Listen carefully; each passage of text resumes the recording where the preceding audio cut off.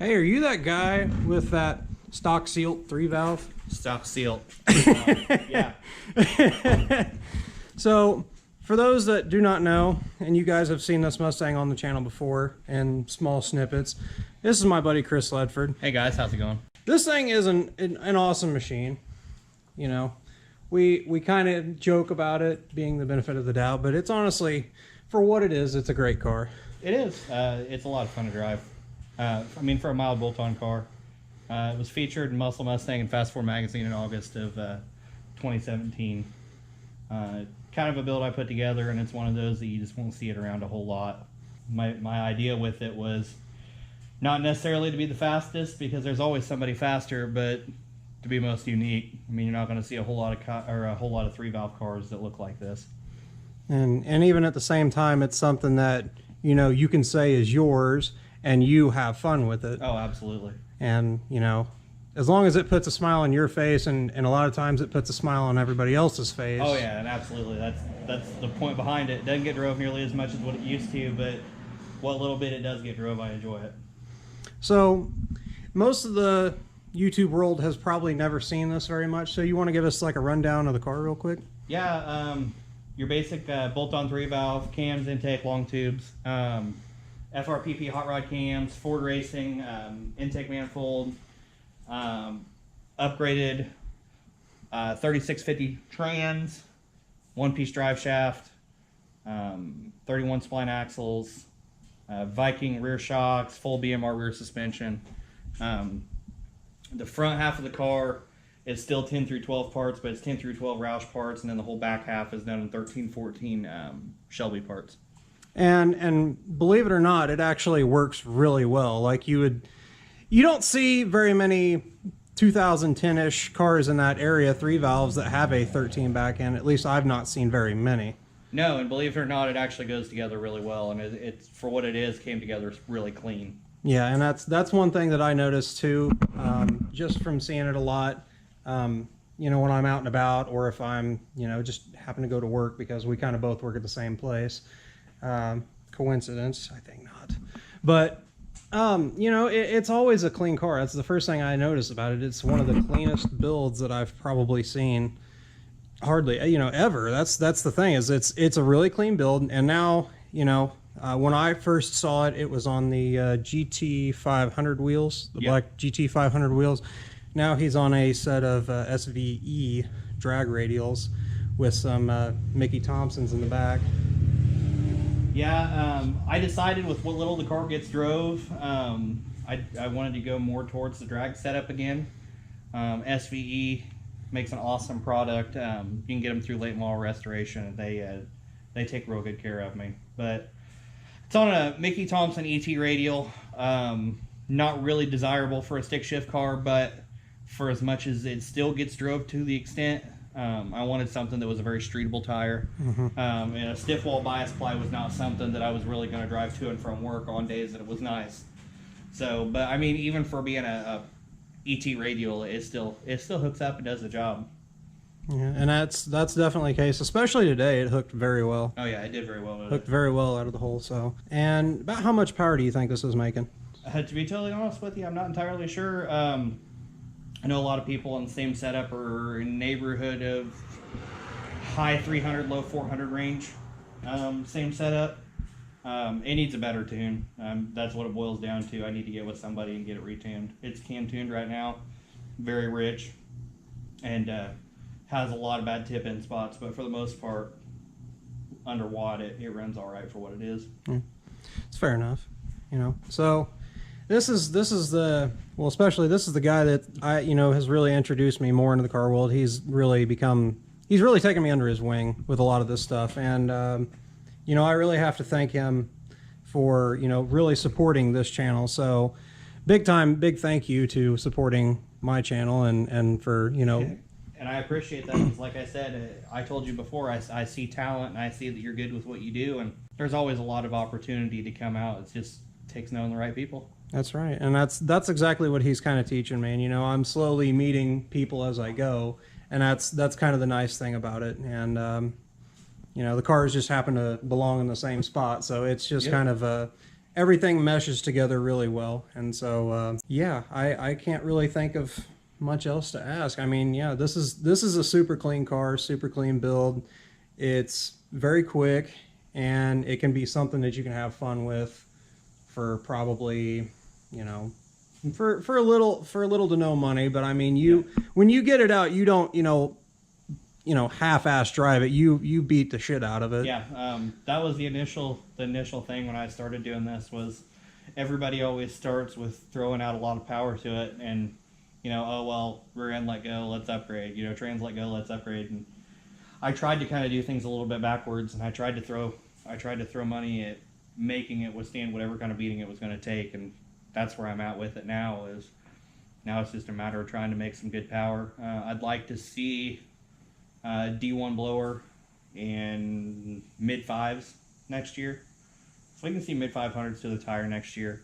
I mean, it's got the drivetrain for it, clutch, trans, drive shaft, rear end, suspension. I mean, it's ready to make power. It's ready in that respect. We just got to make sure that the block and everything, 3-valve stuff holds together. Yeah, I know a lot of people on the same setup or very similar setups are real consistent high 11 cars, even with man pedal.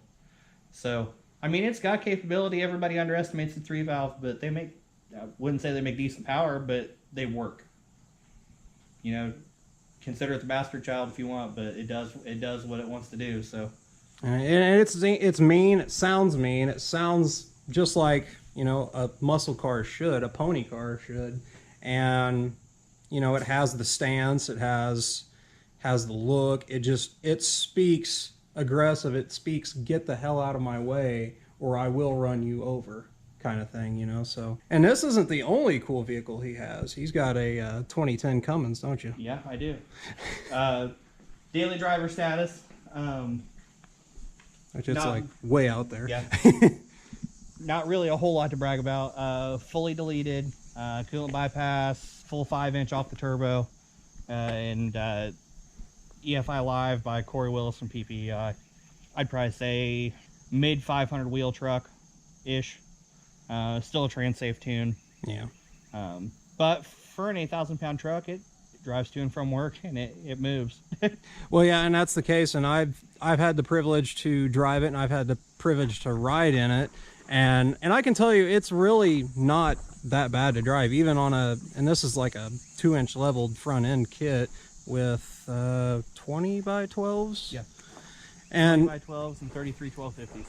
And if I understand, it does still rub a little bit, correct? Yeah, it still rubs a little bit. Not terrible, though. No, and it's not terrible. And it's actually, even for me, being a truck guy and I've had, stock and lowered trucks and driven very, very few lifted or leveled trucks, this one actually drives very well mannered. Definitely a great daily vehicle, and especially, for us here in Indiana that have to deal with the crappy winters. Oh, absolutely. I'll tell you what, it gets me A to B, and it does everything I need it to. I originally bought it just to pull the car around when the time comes. I bought it to pull the car around, get me to and from, and it was a nice winter vehicle, and I'll tell you what, it's definitely, I fell in love with it. Strobe hooked me up with some Reaper traction bars. Ladder bars, I definitely will recommend anybody. Reaper traction bars are outstanding. Full bolt-on kits, come powder coated in any color you want. I want to say they're like $350 shipped. I mean, that's not bad at all, really. Them. And like I said, they're full bolt-on. And anybody that's into the performance side of it, or even just pulling a trailer, the amount that it stiffens things up with a load hook behind it is outstanding. And honestly, this is the vehicle I see more of, and every time I get into it, I find myself kind of getting attracted to it more and more. And for something that is a much more, well, this is what they call the mega cab. I really, to be brutally honest, I hadn't dipped too much into the Dodge Ram side of things, but to see it and kind of have my chance to go through the truck and even drive it, it's not bad at all. I would drive it. Like I said, it makes for an awesome daily, and it gets the job done. And you can also do things, like roll coal and stuff like that. Black smoke, roll coal, rock revival jeans and Yetis. I mean, typical diesel owner stuff. So yeah, this is honestly another real nice vehicle that he has, including the Mustang, and And like I said, you know, he's the guy that's really kind of hooked me up into the car world here in Indiana, and pretty much kind of taken me under his wing with a lot of stuff. He sees the potential in me and the channel, and you know, it's kind of a nice. He's taught me that, you know, being in the car scene doesn't have to suck, because there's not a whole lot of people have this misconception that we're all mean and that we all, like, you know, are assholes and stuff like that, but really we're not. I'll tell you what people don't get is it's more than just a hobby. I mean, you meet people that actually are passionate about it. People will go out of their way to help you, whether they're faster than you or you're faster than them, or, you know, it doesn't matter. If you're out and about and you're out doing pulls with everybody else and you come across problems, I mean, everybody's always out to lend a helping hand. I mean, it just, the amount of help that people lend in this world, you don't find it with any other hobby. No, and that is something that I will speak from truth, is that, you know, that is the case. It's, the car hobby is a great hobby, and for a lot of people, they sink their lives into it. And, you know, I honestly would say, for what it is, you know, there could be worse things we could be doing. Absolutely. And, you know, I mean, as much danger as people probably think we get ourselves into, we're not really trying to put anybody in danger. I said, if things do happen, ultimately, we know that. We ultimately know that things do happen. It's a part of life, and, you know, vehicles will do things. They'll kick out on you. They'll do whatever they're going to do. But our ultimate intent is not necessarily to, like, put people in harm's way in general. And that's why I think, like, the stuff that's definitely happened in Indy and probably other places, for us in Indy, there's a lot of what we call the shoppers world meets and stuff like that. You know, that's kind of turned into a giant fiasco. The neighborhoods really haven't. I was gonna say, I think there's two different types of car people. I think there's enthusiasts and there's people that are passionate about it. You know, I think some of the enthusiasts or younger generation, they suffer from what I consider first race car syndrome. Somebody that either has too much money and ends up with something fast, or somebody that has something slow and thinks it's fast, is a lot of what you see at Shoppers World and stuff like that. And that's not knocking any of them. You know, by all means, if that's your passion, you want to hang out with people that are into cars, that's cool. But, you know, it seems like there's always one in every crowd that's, you know, doing something that they probably shouldn't. And, you know, you meet up with a lot of the big name guys from Indiana, and they have a totally different outlook than a lot of these kids that are just getting into it. And, you know, they'll grow up.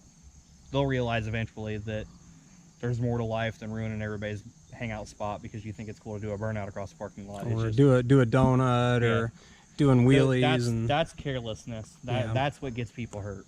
And like I said, that's not something that the rest of the car community is trying to promote at all, because it's unfortunate that the community sees the negatives more than the positives, you know, because that's kind of the big thing that we're trying to hit with right now, and especially with like the racetrack we were just at today, technically airstrip, Batesville airstrip. They're kind of under a little bit of scrutiny. And, you know, it's kind of unfortunate that it's really kind of put itself into that light, because really all we want is to have a place to race. Yeah, we just want a place where we can go and we can hang out with friends, and we don't have to worry about ending up in trouble, or we don't have to worry about putting somebody else's life in danger. Exactly. And, you know, that's just something that it's really hard to find in this area. For us to go to a local drag strip for, well, really the both of us, you know, we either have to drive an hour and a half or so to Indy, and usually the wait times can be pretty excessive, and especially that it's also inconvenient for us because it's on a Wednesday night. Whereas, you know, an hour the other way in Edgewater, you know, we have that too. And that's actually not a bad track, but it's, and you can get through the lines fairly quickly, but it's not a, I guess, very well prepped track, might be the words I'm looking for. I think what Eddie Perry and the guys at Infinite Speed are doing is absolutely outstanding. You know, getting together at the Batesville airport and doing their thing on Saturdays once a month. I mean, call it what you will, at $100 for unlimited passes for the day, you can't beat that. No, that's actually pretty nice. When it comes to registration for other half-mile events, you're not going to get in for $100. $100 they're going to laugh at you. And it's nice because people that want to get into roll racing and half-mile racing and no prep, and you know, there's your game. There it is, yeah. And that's very true, because you know, I find more that when I went to Streetcar Takeover, roll racing is starting to become a really big thing. You still don't see it a lot in like test and tune applications. I mean, they did test and tune there, but like I said, you don't really see it too much at like a test and tune track night kind of thing. And one of these days it'll happen, but you know, it's we're slowly getting there. But you know, that's pretty much it. It's like we love what we do, and it's just, you know, so fortunate we know the right people and we know the places to go. And you know, we're not, again, trying to make ourselves out to be, you know, like the fastest people ever. We don't. And I, like, even for me, I don't exactly plan my truck to be the world's fastest thing ever. It's a 5,500 pound truck. You know, it's not like it's gonna break the sound barrier anytime soon. And you know, I get that. I mean, I drive a 3-valve. I mean, expectations are definitely low, that's for sure. Yeah. But it's fun, and it gets the job done for what I want to do. That's right. It's a hobby. It gets attention. What else more could I want? Whether, you know, whether that intention is necessarily good or bad, but... And at the same point, I know I will never go to a car meet, car show, car cruising, anything of the sort, drag strip, half-mile race. I know I will never see another one that looks just like it, and that was my intent when I built the car. You know, I might find one that's got the same bumper or the same hood, but I will never find one that's got the exact same combo. But I didn't want to take the Ricer approach with it. So, I mean, everything's done with all Ford OEM parts. Which is actually really nice, and that's what makes it a really clean look. I'm one of those people that thought, well, Roush did it great with this front end, but I think Shelby did it great with this back half. And what it boiled down to was I took the best of every Ford that I could come up with, and I mean, it's a bastard child within a bastard child. Yeah, pretty much. It's a Frankenstein, I guess you could say. Frankenstein. Which, this truck actually has the coolest license plate that I've ever seen in my life. It's the best thing, and sadly in some cases true, but it is what it is. But yeah, this is honestly, like I said, this is the kind of guy I like to be around, and he's, you know, the first person that I pretty much talk to when it comes to anything car related. You know, I have a whole bunch of people that I work with that are car gurus and car nuts and enthusiasts, and they're all really great people.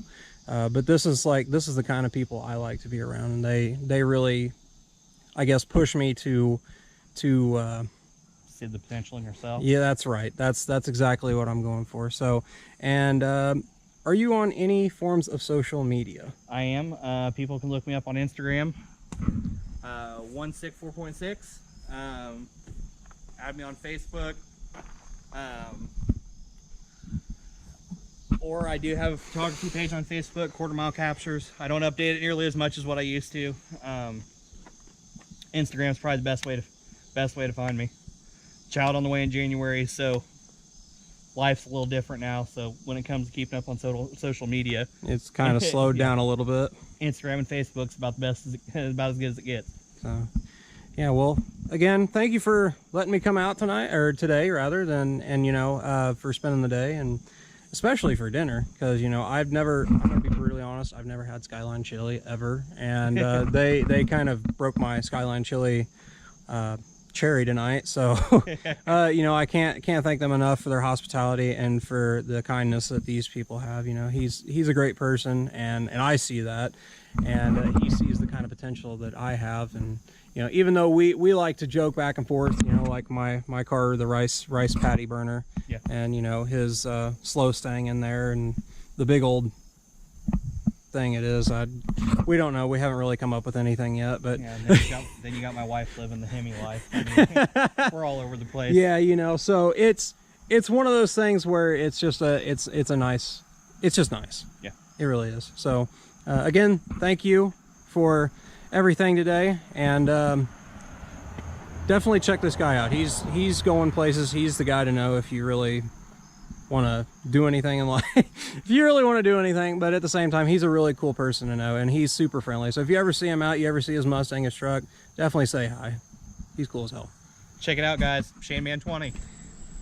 Well guys, hopefully you enjoyed this video. If you'd like to see more interview content with the men and women of the Indiana car scene, please let me know in the comments section below, and like this video as well, so that way I know you guys are interested in seeing more stuff like this, because honestly I really like doing it and it was a lot of fun for me. So if this is something you guys want to see more of, please let me know and I will make sure to get that done. With that said guys, if you enjoyed this video, make sure to give it a big thumbs up because I really do appreciate it. And also, if you are stopping into this channel for the first time, make sure to hit that subscribe button as well. And also, do not forget about that notification bell that is next to the subscribe button. You want to make sure to hit that so you are always notified of when I post new videos, because you guys don't want to be left out in the dark. I don't want to be left out in the dark about things, and I'm sure you don't either.